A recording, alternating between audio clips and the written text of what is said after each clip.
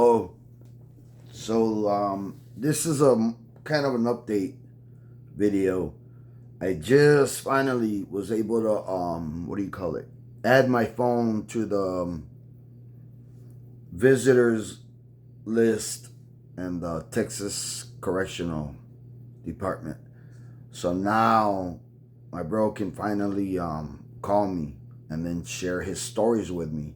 And I can't speakerphone the calls.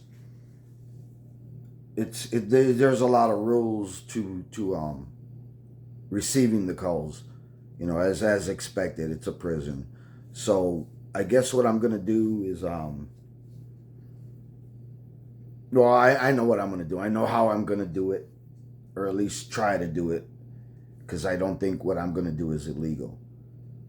And I can't, of course, you can't speakerphone the calls, so or three-way. So I have an idea, and I read the rules. I don't think my idea.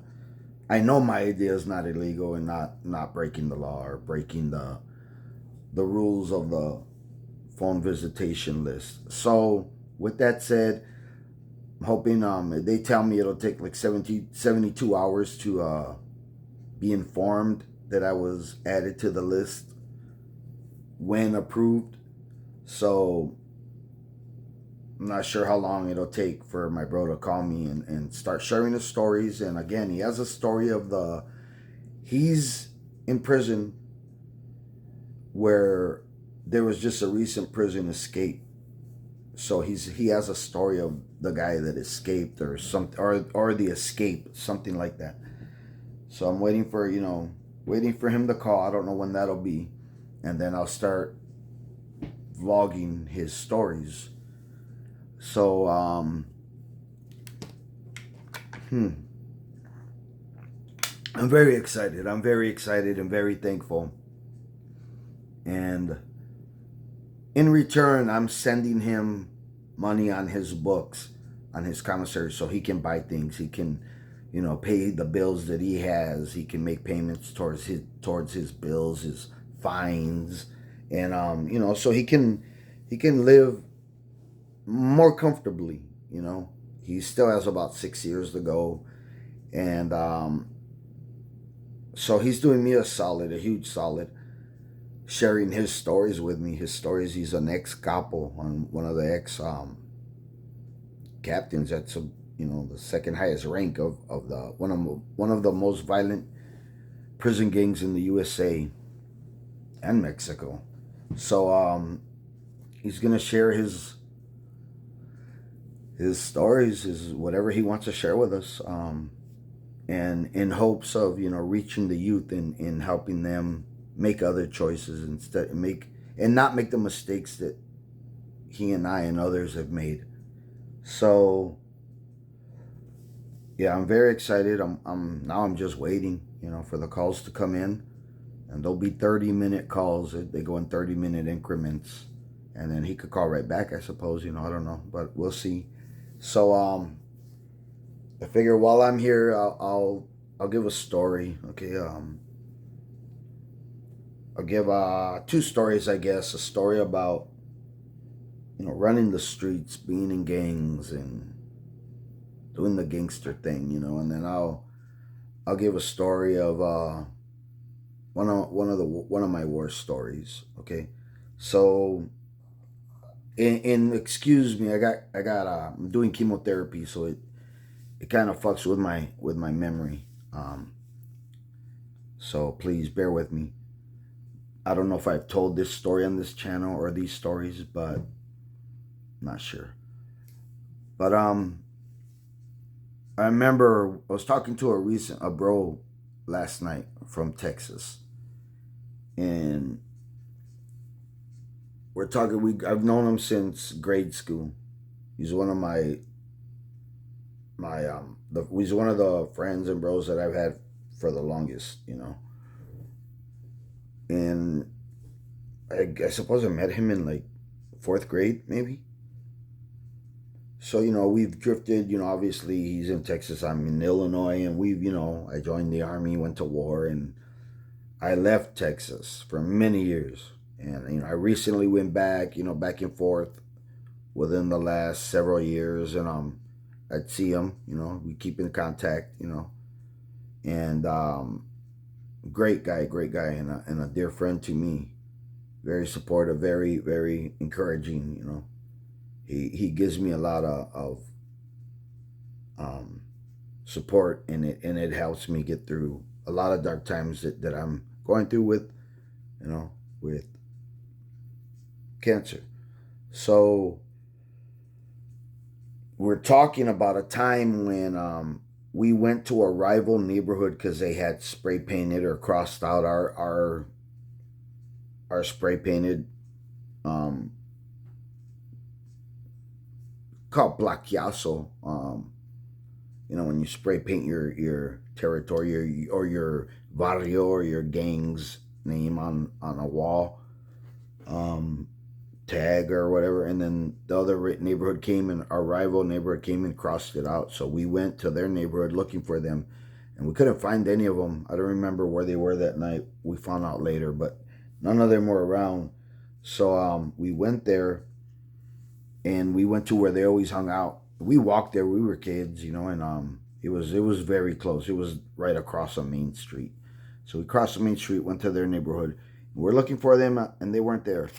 So one of my bros, he hit a window of one of the houses, and the house owner came out. He was a gangster OG. He came out, and he just started blasting, and he was right behind me, and I looked back, and I just saw red and orange, like, light just coming right at me.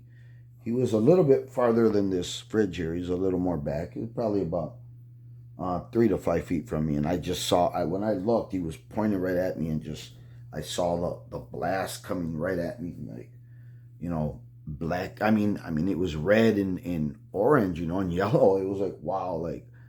So all of a sudden, I felt my back. It hurt more than and I fractured my back, about in January, a few months back. Um, and it hurt. It was horrible pain for me, And that night, when he shot like that the pain I felt was excruciating.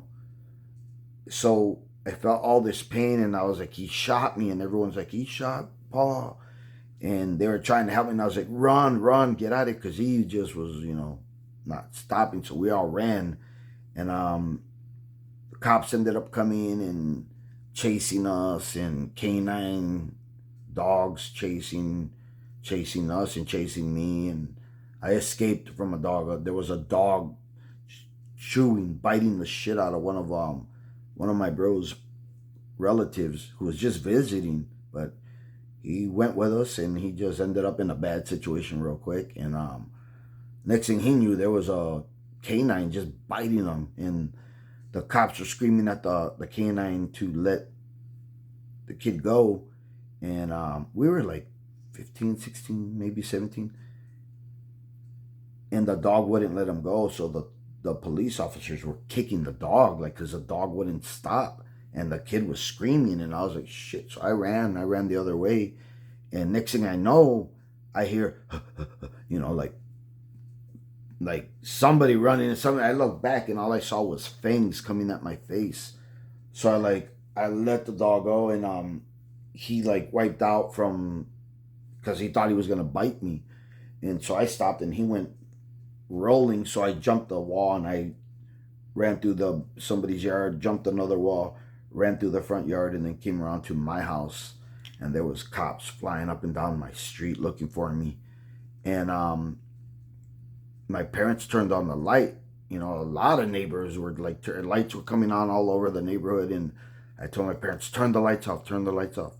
So they turned the lights off, and then eventually all the cops were gone. They couldn't find, they couldn't find me, so they all left. And when they left, my parents came out. I go, okay, now you can come out. And they're like, what's going on? And they saw me hiding, and I was like, I got shot. What do you mean you got shot? I go, I got shot. Where? I go, in my back. Because they were telling me, get up. I go, I can't get up. I got shot. and I could still feel the warmth and all that. And they asked me where. I said my back. So they picked me up and they're like, where? And I go, in my fucking back. Like, look at all the blood. And they're like, there's no blood. What? They're like, there's no blood. You weren't shot. And I was like, what do you mean I wasn't shot? Like, I felt the pain. I felt the piercing. I felt the burning. And I could feel the blood like dripping down, my back and legs. And I was like, what? They're like, you're not shot. So I guess my mind freaked out once I saw him, that all that light coming right at me. And I guess my mind just like went there, So just about, I don't know, about maybe months ago, maybe a year ago, less than a year ago, one of my bros that was there that night with us, he said the guy shot right above my head like that. I thought the guy shot right at me, but he shot right above my head. And I was like, oh, like I thought the guy shot me. So, that's one of my stories of gangbanging, right? And we did go there to do what we had to do to those other guys. I mean, it was gonna be kill or be killed at that point, literally. We were out for blood, definitely. And I'm the type of guy that if I'm going to fight, I'm gonna try to kill somebody, and so it was gonna, if they would have been there, it would have been horrible. It would have been horrible for everybody. And the sad thing about that was that in later years, many of those rivals, they're dead now. They're dead. And the sad thing is that as we grew up and as we matured, members of each neighborhood ended up marrying people of the other neighborhood. And now many of them are like related through marriage, or started dating someone and from that neighborhood. And like we can all get together, talk, blah, blah. And I'm hoping some of them, the ones that are left, will participate in the vlogs as well, them and their families. So I'm gonna have to reach out, to some of them, and I haven't spoke to some of them since all that, but I do speak to members of that neighborhood. And so I've reached out to one of the former rivals. Him and I tried killing each other many times. So I've reached out to him. He might be locked up right now. I haven't really asked much. I just hit him up on Facebook. I haven't really asked around about him, and but the goal is to get his stories and his family's stories, as well, and to prevent youth from making our mistakes, So that's the messed up thing about it, was that we were all trying to kill each other over territory that wasn't ours. It belongs to the government. My parents didn't even own that house. Like I've said before, we were renting that house, and I ended up leaving that whole city, and didn't look back for many years until, several years ago, I went back and then started running into the bros, from the old days. And I'd moved back from there to here, throughout the last several years.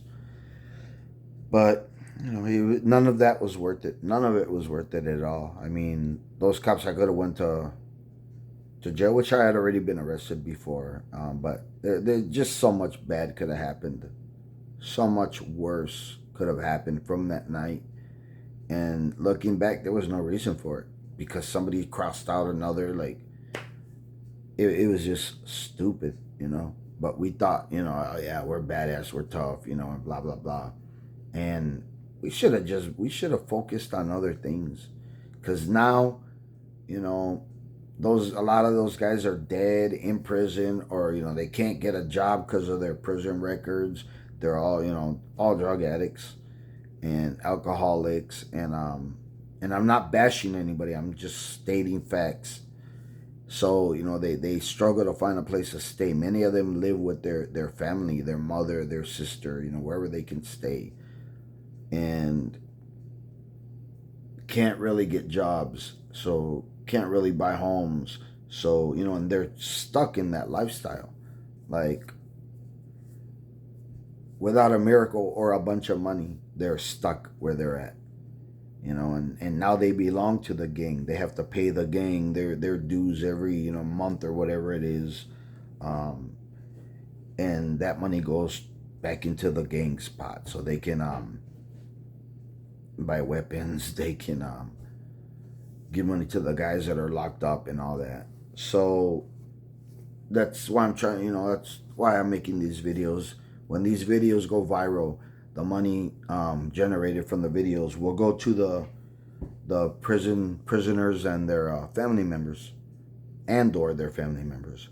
And it's going to the prisoners. That way, when they get out, they won't have to hurt anybody for money. They'll have money, you know. And that's my goal.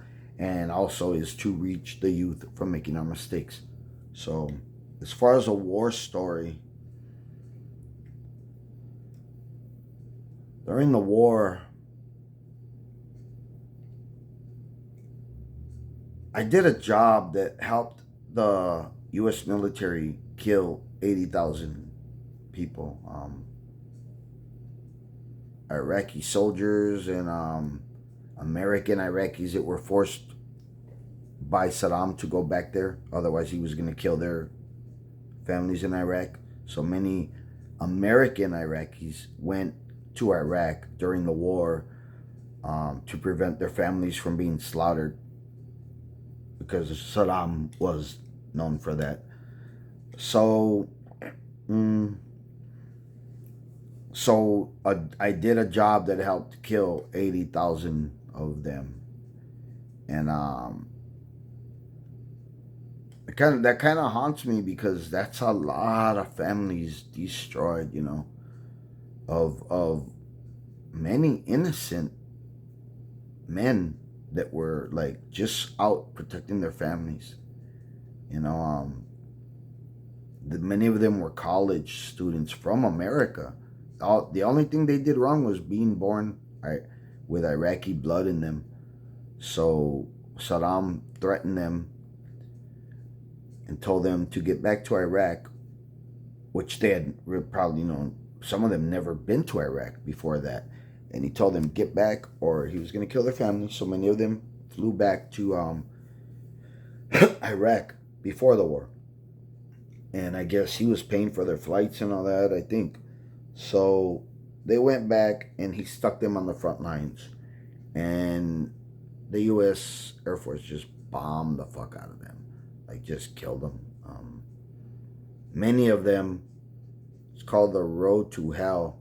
I called it, it's the highway of death, the road to hell. I called it the highway to hell. And it was the road from Kuwait to Iraq. So there was a convoy of them, and it was Republican Guard, and it was, you know, whoever was there on Iraq's side. They were heading back to Iraq, and the U.S. Air Force came and just bombed them, carpet bombed them, and there was just miles of just burnt desert, burnt road, burnt trucks, burnt vehicles, burnt people, burnt camels, anything in that vicinity just burnt to a crisp, black, like burnt black. And you know, you'd open doors and arms would come off with the door, because it was just, you know, they were like black toast. And I mean, if they were picking their nose, that's how they died. If they were praying, that's how they died. If they were rolling a window, whatever they were doing at that minute is how they died. Some of them were praying, you know, on the ground and on their knees, and that's how they died. Along with the animals, the camels or sheep that were out there, any goats, I mean, whatever was out there, wild dogs, they just got fried. Like, they never knew it was coming. They didn't see it. They didn't hear it. I doubt they even felt it. They just were gone like that in a blink of an eye. and because of a job that I did. So in my unit, let's see, I was one of the smaller or smallest guys in the unit. My platoon, we had specialized training, more training than the other platoons regarding the job that we did. And so we were sent out all over, to the rear, to the front, anywhere that anyone that needed our skills, that's where we went. And being one of the smaller guys allowed me to do a job that the bigger guys could not do. It was physically impossible for them to do the job. Not that they couldn't, but not that they couldn't do the job, but they couldn't do this job because they were just physically too big. So us smaller guys had to do it. And the thing was, many of the bigger guys would not do what I did. A lot of the guys in the platoon were scared. Understandably so. They were scared to even try it. And so it was all on the shoulders of us smaller guys to actually get it done. The bigger guys helped us, but us smaller guys actually got the job done because we had to. And I made sure I did most of the job because that's just how I was. I was just, if there was a job to do, I wanted to be, the one doing most of the work. And some of the smaller, not all the smaller guys were willing to do the job. Some of them were scared too. So I got it done. I did most of that job. And I got hurt doing it. My hip got pulled out of place. And I never got compensated for any of that. I never got any medical, help for any of that. And there's times to this day my hip still hurts,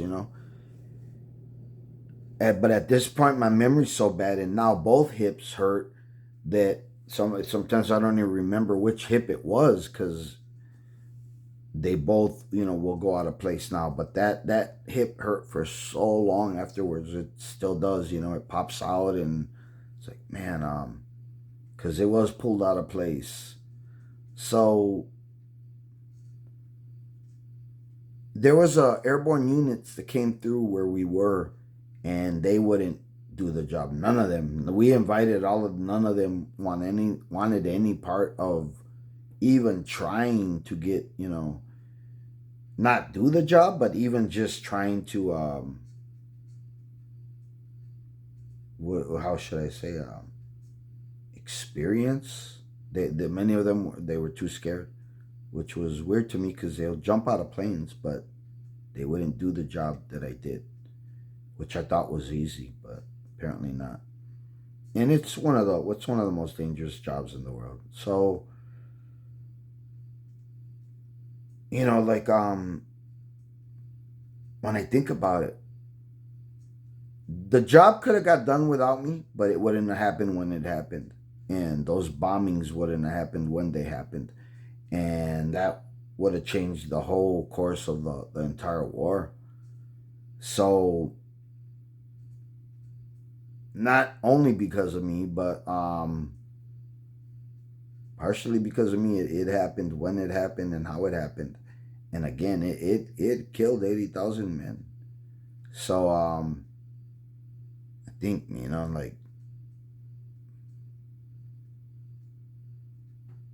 like I said, it ruined a lot of lives. That's a lot of lives ruined because it's not just the guys that died, it's their family members and their loved ones. And I apologize. Like, I can't, I struggled and I still struggle with that. Like, the guilt of it, and the idea that I helped kill so many fathers, so many sons, uncles, nephews, grandsons, and it's like, and not even just people, And obviously, many of them were good people. They were going to college. They were, bettering themselves, and which would have bettered the world. One of them could have cured AIDS or the cancer that I have. So looking back, that the destruction it caused was not worth it. Like I say, now I have stage 4 cancer, and like I say, one of the guys that died that from those bombings that I helped make happen. How do I know that guy couldn't have cured me? And so I didn't think about that as a young man. I just wanted to kill motherfuckers. That's why I joined the army, because I grew up a gangster, and I was like, I want to kill motherfuckers on a mass level, not just kill these dudes from different neighborhoods and all. I was like, no, I want to go global with it, and I did, and you know what? I regret it. I regret it. Like, that's a horrible thing, and maybe not everyone feels that way, but I feel that way. It's a horrible thing. It's a horrible thing to hurt somebody. It's even worse to take somebody's life that God gave them. And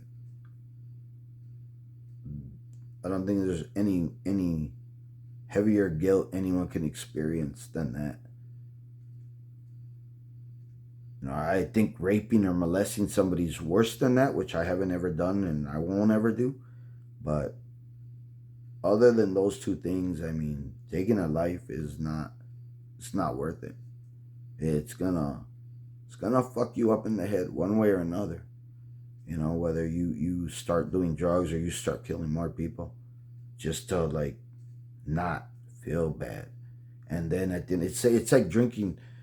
Depressed people drink and then not realizing the alcohol is a depressant, so it makes them feel good for a minute, but it's horrible the next day. They're more depressed the next few days, and it's a cycle, and that can happen with people who kill somebody. You can get addicted to it. You can, that might be the only thing that'll make you feel better, but then it makes you feel even worse later down the road. So before you hurt another person, think about it, man. Like, don't. It's not something to be proud of. You can get medals in the military for killing people, but that's not something to be proud of, man. Taking a life is not. That's not why we were put on this earth, and that's the last thing we should ever do. And you shouldn't ever want to look forward to it. I don't care what the person's done, what the person, it's not right. It's not right. And you will regret it. Trust me. And guys will say, "Oh, he's full of shit." No, they're full of shit. They're fucking liars. It affects them. It affects them, and they might not even realize it affects them. But the killers that I know, it affects them. It affects their families because they take it out on loved ones, and trust me, it's not worth it. So my message to the youth is stay in school, man. Like, get a degree, get your education, and then use your talents and your gifts. So take college classes on.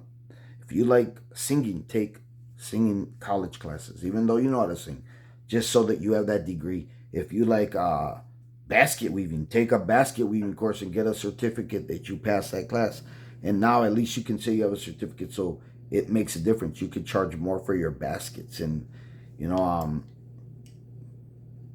if you just like washing dishes, get a degree in like restaurant type degree. Having it in you can wash dishes all you want, but at least you have a degree. Like, you can always fall back on.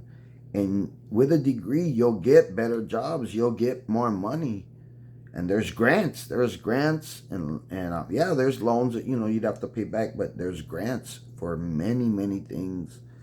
And like I say, some are just filling out an essay, writing an essay, and you're approved for a grant. So there's a lot of assistance, a lot of grants out there, and take advantage of those things. Because I know, and when I was a kid, all I wanted to do was be a gangster, a killer, and a heroin addict. That was my goal. Because I was raised from the age of 10 to 18. Like, um, my ex brother-in-law and still is a heroin addict, and I spent a lot of time with that man and his junkie friends, his buddies, and saw a lot of things that a kid should not see, a kid that age should not see or do. I did things that a kid that age should not do, and not even that age. Nobody should do the things that we were doing and are seeing, So that's this is my attempt at trying to reach the youth and show them and tell them there's different ways, there's better ways. If you have a problem with somebody and you have to fucking hurt them, then get a boxing license, join an MMA club or something, and persuade them. But first, persuade, make sure they're gonna do it too, and then you guys can get in the ring, bam, bam, bam, or drop the guns, man. Drop the guns. There's no need for it. No need to take a life. It's one thing to fight somebody hand to hand, blah blah blah. There's never a reason to kill somebody. So that's my message, man. And might fall on deaf ears, but my hopes are that it'll prevent some kid somewhere, hopefully many, many millions of kids, it'll prevent them from doing what we've done, making our mistakes. But even if I can just reach one person from taking a life, that this will all be worth it, all of it. So don't do it, y'all. Don't do it. Please don't do it. For your own good. Not just for the other person's own good or his family. For your own good and your family. For your own welfare, your own mental health. Don't do it. Don't do it. If you have that urge, get counseling. Seek help. Seek help. Reach out to me. I'm not a counselor or a therapist or nothing. Obviously, but maybe I can get you into contact with the right person. Maybe I can talk to you. Maybe my bros can talk to you. And help you. Because there was a time. I just wanted blood. I wanted to literally eat somebody's heart. I'm going to cut the heart out and eat it, And that was my goal for many years, is to just eat somebody's heart. Because we grew up so violent. And then I come to find out I'm not the only one from that area that felt that way, feels that way. I'm not everyone that I grew up with feels that way, but I found out that there was more people than I expected to feel that way. Just bloodthirsty, And don't do it, y'all. Do not do it. Do not. No matter how much you're thinking and focusing and, you just want it. Don't do it. Don't do it. Get to church. Get to some counseling. Get some help. Please, please, please, for your own sake. Never mind your family, their family. Never mind all that. For your own sake. So I'm gonna end it with this, and I appreciate anyone watching. Please hit the thumbs up or the thumbs down, but hit something. Hit the like or the unlike button. Thumbs up, thumbs down.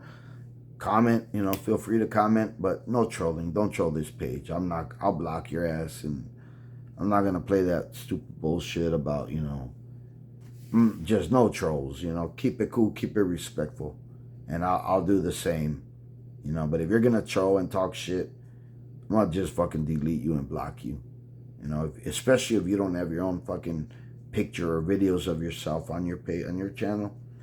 Don't fucking troll my page. Go troll somebody